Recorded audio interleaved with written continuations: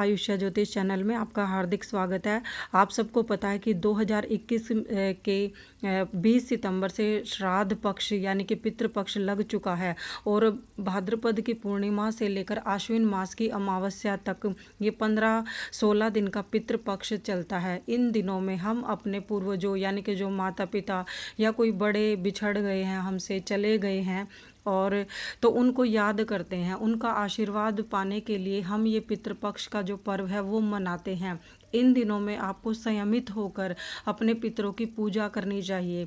पितृ जो है वो उष्ण यानी कि गर्म खाना खाते हैं। जैसे आप देखेंगे हमारे हिंदू धर्म में कभी भी अगर हम भगवान को भोग लगाते हैं तो वो ठंडा करके लगाते हैं, लेकिन पितरों के निमित्त ये कहा गया है कि पितृपक्ष में पितरों को गर्म भोजन भी हम उनके निमित्त अर्पण कर सकते हैं। श्राद्ध के पक्ष में पंचबलि का भी एक विशेष स्थान होता है। जैसे खाने का कुछ भाग आप गाय को दीजिए, कुत्ते को दीजिए, कौवे को दीजिए, चींटी को दीजिए। इस तरीके से इन दिनों में हम कोई भी नया काम नहीं करते। जैसे अब की बार जो पितृपक्ष है वो 20 सितंबर से लेकर 6 अक्टूबर तक चलेगा। तो इन 16 दिनों में कोई भी आप नया कार्य जैसे गृह प्रवेश या कोई विवाह इस तरीके से काम नहीं किए जाते। लेकिन अगर किसी बच्चे का जैसे जन्म हो जाए तो उस पर तो जन्म मृत्यु पर हमारा कोई नियंत्रण नहीं है, लेकिन जो कार्य मानव करता है, मनुष्य करता है नए काम, उन पर प्रतिबंध इन दिनों में लगा दिया है हमारे शास्त्र में, हिंदू शास्त्र में। तो अब बात ये आती है कि हम क्या करें क्या ना करें। देखिए नए काम में ये है कि आप जो है वो जैसे इन दिनों में हमारे हिंदू शास्त्र में दाढ़ी या जैसे बाल कटवाने की मनाही है, क्योंकि उनका तात्पर्य होता है कि हम सुंदर दिखें। लेकिन ये दिन जो होते हैं ये सिर्फ पितरों के प्रति अपनी श्रद्धा प्रकट करने के दिन होते हैं। श्राद्ध का मतलब ही श्रद्धा होता है कि आप इन दिनों में उनको याद कर रहे हैं और उनकी कृपा दृष्टि आपके ऊपर बनी हुई है। तो ये पितृपक्ष का हमारे हिंदू शास्त्र में महत्व है।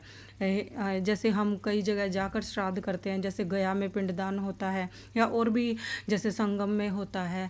तो अगर आप वहाँ कहीं ना जा सके तो आप घर में रहकर भी अपने पूर्वजों के प्रति अपनी श्रद्धा प्रकट कर सकते हैं और उनके निमित्त तर्पण करें, दान करें। तो इससे आपका जो है आपका उनके प्रति जो है वो प्रेम होता है, जिसे हम इस पितृपक्ष में प्रकट करते हैं। ऐसा माना जाता है कि इस समय में हमारे पूर्वज धरती पे आके अपने परिवार के लोगों से अपनी मुक्ति और भोजन लेने के लिए आते हैं। तो इस समय में पिंडदान, तर्पण, हवन, अन्नदान इन सब का एक विशेष महत्व माना गया है। जब भी आप पितरों के लिए कोई खाना बनाएं तो वो लोहे के बर्तन में ना बनाएं, या जिस भी आप ब्राह्मण को भोजन करने के लिए बुलाएं वो भोजन सात्विक हो, प्याज लहसुन का प्रयोग ना करें और कभी भी जैसे बासी भोजन का प्रयोग ना करें, इसकी सख्त मनाही होती है।